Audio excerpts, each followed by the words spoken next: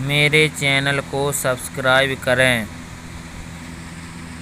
आज की इस वीडियो में हम इंग्लिश ग्रामर के कुछ ऐसे वर्ड्स को कवर करेंगे जिनके बिना ना तो आप इंग्लिश बोल सकते हैं और ना ही इंग्लिश को लिख सकते हैं। तो चलिए वीडियो को स्टार्ट करते हैं। ये कुछ बेसिक वर्ड्स हैं जिनके बारे में सबको पता होना चाहिए। अब जैसे कि हिज है, हिज का इस्तेमाल हम करते हैं किसी के पोजेशन को दिखाने के लिए कि कोई वस्तु है वो किसकी है। अब जैसे यहाँ पर लिखा हुआ है यह उसका पेन है, तो मैं बोल सकता हूँ दिस इज हिज पेन। यह उसका पेन है, दिस इज हिज पेन। अब यहाँ पर पेन के स्थान पर कुछ भी हो सकते हैं, जैसे कि यह उसका लैपटॉप है, दिस इज हिज लैपटॉप। इस तरह से भी हम बोल सकते हैं। तो मतलब किसी के पोजेशन को दिखाने के लिए हम हिज का इस्तेमाल करते हैं, उसका या फिर उसकी। नेक्स्ट है अवर। अवर का मतलब होता है हमारा। जब हम अपने बारे में कुछ बताते हैं कि ये हमारा है, वो हमारा है, मतलब हमारे पास जो जो चीजें हैं उन सब को जब हम बताते हैं तो हम अवर का इस्तेमाल कर सकते हैं। जैसे कि यह हमारा घर है, तो हम बोल सकते हैं this is our house. This is our house, यह हमारा घर है।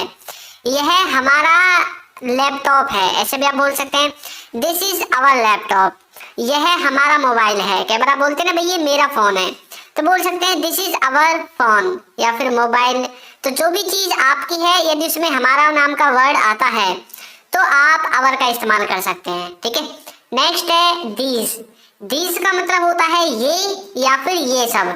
अच्छा, दीज का इस्तेमाल हम तब करते हैं जब वस्तु दो या दो से ज्यादा हो, है ना। अब मान लीजिए आपके पास बहुत सारी किताबें हैं, तो आप बोल सकते हैं ना ये हमारी किताबें हैं। मतलब जो किताब है वो एक नहीं है, दो से ज्यादा है, दो है या दो से ज्यादा है, तो बोल सकते हैं दीज आर अवर बुक्स। ये जो किताबें हैं ये हमारी किताबें हैं, दीज आर अवर बुक्स, ये सारी किताबें हमारी हैं। तो इस तरह से आप दीज का इस्तेमाल कर सकते हैं। मतलब दो या दो से अधिक चीजें हो और तब आपको बोलना हो उनके बारे में, तो आप दीज का मतलब इस्तेमाल करके सेंटेंस को बना सकते हैं। अब जैसे आप कई बार बोलते हैं ना, मतलब कि ये सब, यानी कि दीज थिंग्स, ये सब दीज थिंग्स, मतलब ये सब जो किताबें हैं, ये सब जो पैसे हैं, ये सब जो मोबाइल है, ये सब जो कपड़े हैं, है ना, तो वो सब आपके हैं। दीज आर आवर क्लॉथ्स, ये सब हमारे कपड़े हैं, उनकी है, ये हमारा नहीं है, ये उनका है। तो उनका या उनकी, इनके लिए आप देयर का इस्तेमाल करते हैं। जैसे कि यह उनका कमरा है, this is their room, this is their room. ठीक है। या फिर आप यहाँ पर ये जो देयर है इसको आप चेंज भी कर सकते हैं। आप यहाँ पर हिज भी लिख सकते हैं। यदि आप किसी एक व्यक्ति के नाम के बारे, मतलब एक व्यक्ति के बारे में बताना चाहते हैं तो आप यहाँ पर हिज भी लिख सकते हैं। लेकिन अब आप मतलब बहुत सारे लोगों के बारे में बता रहे हैं, भाई उन सब का ये कमरा है, उनका कमरा है ना, तो इसलिए आपको यहाँ पर देयर लिखना पड़ेगा। यदि आप एक सिंगल व्यक्ति के बारे में बताएंगे तो आप हिज का इस्तेमाल भी कर सकते हैं। ठीक है। लेकिन आप ज्यादा के बारे में बता रहे हैं तो आप देयर का इस्तेमाल करेंगे। नेक्स्ट है इट्स। इट्स का मतलब होता है इसके, इसकी या फिर इसका। जैसे कि इसका रंग लाल है, तो आप बोल सकते हैं इट्स कलर इज रेड। मतलब कोई ड्रेस हो सकती है आपकी या फिर कोई ऐसी वस्तु है जिसका लाल कलर है, तो आप बोल रहे हैं भाई इसका कलर लाल है, देख लेना तुम, मैं तो लेकर आ जाऊंगा। इट्स कलर इज रेड, है ना। मान लीजिए कई बार आप कोई शर्ट वगैरह खरीदने जाते हैं, कोई ड्रेस वगैरह खरीदने जाते हैं, तो बोलते हैं ना भाई लाल कलर की है ये, अगर देख लो आपको पसंद हो तो मैं इसको लेकर आ जाता हूँ। इट्स कलर इज रेड, इसका रंग जो है वो लाल है। इस तरह से बोल सकते हैं।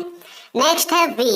देखिए वी का मतलब होता है हम, या फिर आप हमारा भी इसका मतलब निकाल सकते हैं। जैसे अब वी का इस्तेमाल हमें करना कहाँ पर है, देखिए यदि आप सिंगल हैं तो आप आई का इस्तेमाल करते हैं, मैं आई।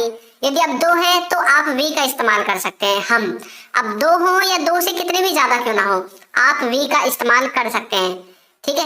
अब जैसे आप बोल रहे हैं कि हम घर पर हैं, मतलब आप अब अकेले नहीं हैं, आपके साथ कोई व्यक्ति और है, कोई लड़का लड़की कोई ना कोई जरूर है आपके साथ, तभी आपने वी का इस्तेमाल किया। वी आर एट होम, हम घर पर हैं, वी आर एट होम। हम स्कूल पर हैं, वी आर एट स्कूल। हम दुकान पर हैं, वी आर एट शॉप। हम स्कूल में हैं, we are in the school. हम घर में हैं, we are in the house. हम कमरे में हैं, we are in the room. तो इस तरह से वी का आप इस्तेमाल कर सकते हैं कि कोई कहीं पर है। ये तो आपको बताना ही बताना है सेंटेंस के द्वारा। दूसरी बात, आप प्लूरल को दिखाना चाहते हैं। ठीक है। प्लूरल मतलब कि आप सिंगल नहीं है, सिंगल यानी कि सिंगुलर, प्लूरल का मतलब है बहुवचन यानी कि दो या दो से ज्यादा। नेक्स्ट है यू। यू का हिंदी में मतलब होता है तुम, आप या फिर तू। कई बार आप बोल देते हैं तू चले जा, मतलब आप सिंगल व्यक्ति के लिए भी कई बार तू का इस्तेमाल कर देते हैं। ठीक है, आप का इस्तेमाल भी आप सिंगल व्यक्ति के लिए कर देते हैं जब आप किसी के रिस्पेक्ट से बोलते हैं, और तुम का इस्तेमाल भी आप सिंगल व्यक्ति के साथ कर सकते हैं ना। तो तुम, आप, तू, इन सब के लिए आप एक ही वर्ड का इस्तेमाल करेंगे, वो है आपका यू। जैसे कि तुम कौन हो, हु आर यू। कई बार बोलते हैं ना तू कौन है, हु आर यू।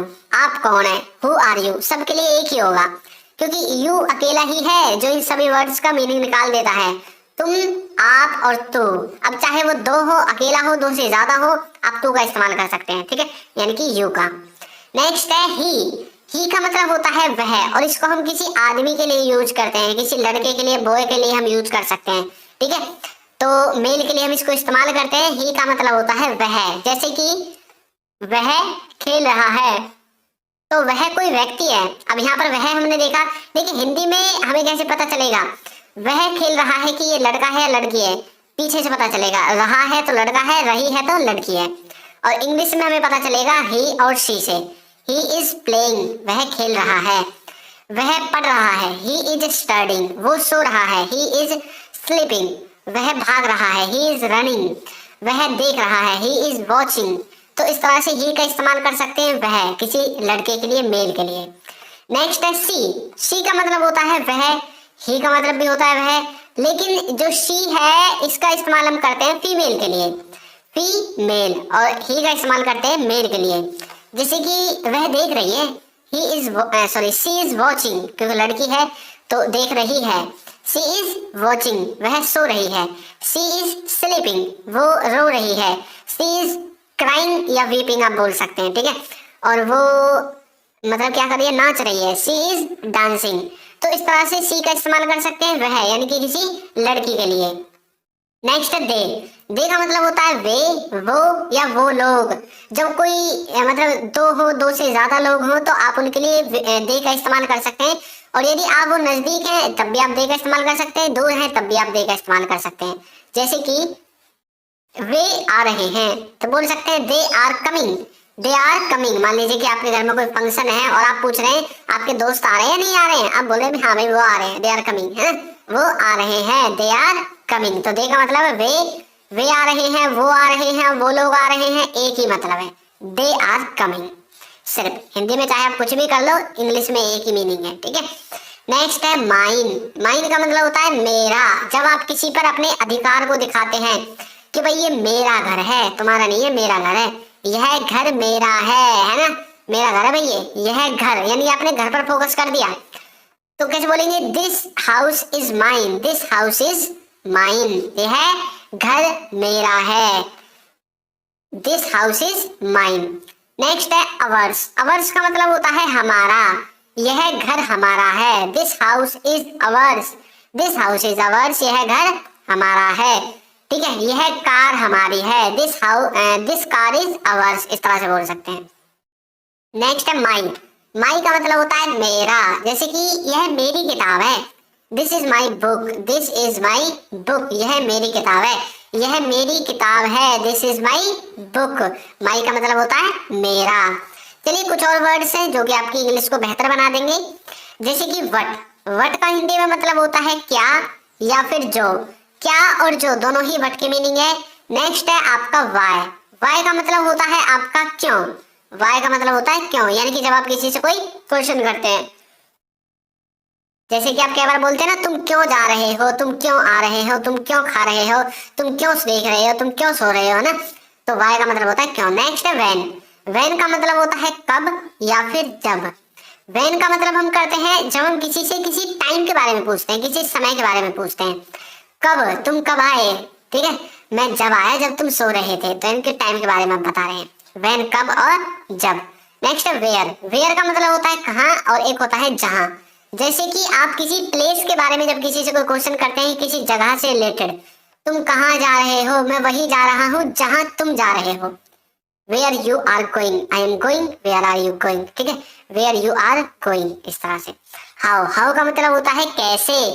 जब आप किसी से कोई प्रोसीजर पूछते हैं, जैसे कि तुमने ये कैसे किया, है ना। How did you do this, तुमने ये कैसे किया। तो इस तरह से हाउ का इस्तेमाल कर सकते हैं जब आप किसी से प्रोसीजर पूछते हैं, ठीक है। नेक्स्ट है हु का मतलब होता है कौन या फिर जो। हु का मतलब होता है कौन या फिर जो। नेक्स्ट है हमारा इसमें विच का मतलब होता है कौन सा या फिर जो, दोनों। विच का मतलब कौन सा, जो। अच्छा, हु का मतलब भी तो सेम ही होता है ना। हु का मतलब भी होता है कौन और जो, और विच का मतलब भी होता है कौन और जो। तो फर्क क्या है दोनों में। हु का मतलब हम इस्तेमाल करते हैं किसी सजीव वस्तु के लिए, जैसे कोई आदमी हो गया, है ना, मनुष्य के लिए हम हु का इस्तेमाल कर सकते हैं। लेकिन विच का इस्तेमाल हम करते हैं निर्जीव वस्तु के लिए, जैसे कि कौन सी शर्ट, कौन सी पैंट, कौन सी जुर्राब, ठंड में तो बहुत ढूंढते हो ना जुर्राबों को, कौन सी रजाई, कौन सा कंबल, कौन सी, मतलब जो भी चीजें हैं जो निर्जीव वस्तु हैं उन सब के लिए आप विच का इस्तेमाल कर सकते हैं। नेक्स्ट है हुज का मतलब होता है किसका या फिर जिसका, किसका या फिर जिसका। जैसे कि किसका मोबाइल, है ना, जिसका मोबाइल तुम लेकर भागे हो। नेक्स्ट है हुम का मतलब होता है किससे या फिर किसको, किससे या फिर किसको। जैसे कि आप बोल सकते हैं तुम किससे बात कर रहे थे, हुम आर यू टॉकिंग, है ना, तुम किससे बात कर रहे थे। नेक्स्ट है हाउ मैनी का मतलब होता है कितने, हाउ मैनी कितने, कितने आदमी थे, है ना, सुना होगा आपने डायलॉग जरूर। अब जैसे कुछ भी चीज जिनको आप गिन सकते हैं उनके लिए आप हाउ मैनी का इस्तेमाल कर सकते हैं। जैसे कि कितने पेन, कितने रुपए, कितनी टेबल, कितने बैग वैग, जो भी चीजें हैं जिनको आप गिन सकते हैं उन सब के लिए आप हाउ मेनी का इस्तेमाल करते हैं। नेक्स्ट है हाउ मच का मतलब होता है कितना, मतलब जिनको आप एक एक करके नहीं बल्कि एक क्वांटिटी में गिनते हैं, है ना, एक अमाउंट में गिनते हैं, क्वांटिटी में गिनते हैं। जैसे तेल हो गया लीटर में गिना जाता है ना, और चीनी हो गई केजी में गिनी जाती है। तो इसी तरह से जिनको आप एक अमाउंट में गिनते हैं। अंटिल वैन का मतलब होता है कब तक हम चुप बैठे, है ना, अब तक कुछ है बोलना, सुना तो होगा आपने गाना, कब तक, अंटिल वैन, कब तक। नेक्स्ट है हमारे यहाँ पर देखिए सिंस वैन का मतलब होता है कब से, फ्रॉम वैन का मतलब भी कब से, फॉर हाउ लॉन्ग का मतलब भी कब से। सिंस वैन का मतलब है जब आप एक निश्चित समय के बारे में पूछते हैं, तुम कब से कर रहे हो। अब आपको ये बताना पड़ेगा 2 बजे से, 3 बजे से, 5 बजे से, 4 बजे से, कब से। फ्रॉम वैन इसका मतलब भी कब से होता है यहाँ पर भी, और जो नीचे वाला है फॉर हाउ लॉन्ग इसमें भी वही बात है। लेकिन जो फॉर हाउ लॉन्ग है ये एक टाइम ड्यूरेशन पूछ रहा है, कितने घंटे से तुम काम कर रहे हो, ऐसे टाइम ड्यूरेशन 2 घंटे से, 4 घंटे से, 6 घंटे से, इस तरह से, ठीक है। नेक्स्ट है विद whom का मतलब होता है किसके साथ, तुम किसके साथ गए, है ना, इस तरह से विद whom का इस्तेमाल कर सकते हैं। फॉर whom किसके लिए, for whom are you doing this, तुम ये किसके लिए कर रहे हो, इस तरह से बोल सकते हैं। अबाउट whom किसके बारे में, तुम किसके बारे में पूछ रहे हो भाई, है ना, तो इस तरह से आप अबाउट whom का इस्तेमाल कर सकते हैं। About whom are you talking, तुम किसके बारे में पूछ रहे हो। नेक्स्ट है हमारा इसमें टूवर्ड्स whom का मतलब होता है किसकी तरफ, तुम किसकी तरफ जा रहे हो, इस तरह से। बाय whom का मतलब होता है किसके द्वारा, तुम किसके द्वारा, ठीक है। नेक्स्ट है फ्रॉम वेयर कहाँ से या फिर जहां से। From where are you coming, तुम कहाँ से आ रहे हो, आई एम कमिंग, है ना, कहाँ से आ रहा हूँ बताइए, तुम कहाँ से आ रहे हो, from where are you coming. तो इस तरह से कहाँ से या फिर जहां से। फॉर व्हाट किस लिए या फिर जिस लिए। For what are you doing, तुम ये किस लिए कर रहे हो। व्हाट फॉर किस लिए, जिस लिए, दोनों का एक ही मतलब है। यहाँ पर फॉर को आगे लगा दिया, यहाँ पर व्हाट को पीछे लगा दिया है, ठीक है। हाउ ब्यूटीफुल कितनी सुंदर, हाउ ब्यूटीफुल का मतलब है कितनी सुंदर, इस तरह से। हाउ फार का मतलब होता है कितनी दूर, जैसे आप बोलते हैं ना कितनी दूर है भैया आपका घर, हाउ फार, है ना, कितनी दूर है आपका घर। हाउ गुड कितना अच्छा, हाउ गुड कितना अच्छा। नेक्स्ट है हमारा हाउ लॉन्ग कितना लंबा, वाह वाह कितना लंबा, हाउ लॉन्ग। हाउ ओल्ड का मतलब होता है एक तो बड़ा आदमी होता है, उम्र में बड़ा हो जाता है, एक पुराना भी होता है ओल्ड का मतलब, है ना, तो यहाँ पर बड़ा यानी कि उम्र में। हाउ सून कितनी जल्दी, कि तुम कितनी जल्दी आ जाओगे, ऐसे बोलते हैं कई बार आप, तो हाउ सून का इस्तेमाल कर सकते हैं। इन वट वे किस तरह से, इन वट वे किस तरह से, इस तरह से, ठीक है। नेक्स्ट है एट वट वे किससे, एट वट वे किससे। वट एल्स का मतलब होता है और क्या चाहिए तुम्हें, है ना। वट एवर का मतलब होता है जो कुछ भी, वट एवर जो कुछ भी। देखिए वट एवर और वट एवर में फर्क क्या है, सिर्फ इसमें सो बीच में लगा दिया है, दोनों का मीनिंग एक ही रहेगा। वट देन तब क्या या फिर फिर क्या, तब क्या या फिर क्या। वट टाइप ऑफ किस तरह का, वट टाइप ऑफ किस तरह का, ठीक है। नेक्स्ट है वेनेवर। वेनेवर का मतलब होता है जब कभी, वेनेवर जब कभी। और वेनसोएवर का मतलब भी जब कभी होता है। वेंस का मतलब होता है कहां से या फिर जहां से। वेयर एज का मतलब होता है जबकि, ठीक है। वेयर इन का मतलब होता है जिसमें। और विच एवर का मतलब होता है जो कुछ भी, ठीक है। नेक्स्ट है विच सो एवर, इसका मतलब भी जो कुछ भी। अच्छा, whichever, whatever, whoever, ये सब जो है ना, इनके बीच में आप यदि सो लगा दोगे, ये मैंने अलग अलग करके लिखा हुआ है, वैसे इनको एक साथ लिखते हैं तो आपका वही मीनिंग लिखेगा जो विदाउट सो के रहेगा, ठीक है। ये बात आपको याद रखनी है। नेक्स्ट है विच टाइप, किस तरह का, किस तरह का सामान चाहिए तुम्हें, है ना। नेक्स्ट है हुएवर। अब हुएवर हो या हुसोएवर हो, दोनों का मतलब एक ही रहेगा। वाई सो, ऐसा क्यों, वाई सो, ऐसा